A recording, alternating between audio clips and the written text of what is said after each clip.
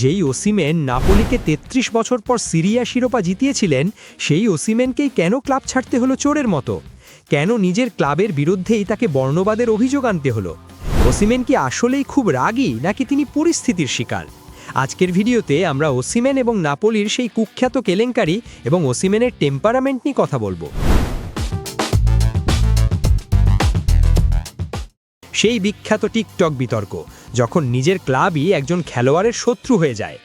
গল্পের শুরু ২০২৩ সালের সেপ্টেম্বরে। নাপোলির অফিসিয়াল টিকটক অ্যাকাউন্ট থেকে ওসিমেনকে নিয়ে দুটি ভিডিও পোস্ট করা হয়।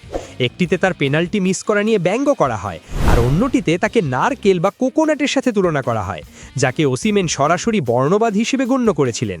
ওসিমেন পরে ক্ষোভ প্রকাশ করে বলেছিলেন, নাপোলি শুধু আমার সাথেই এমনটা করেছে, আমি নিজের ক্লাবের কাছেই বর্ণবাদের শিকার হয়েছি।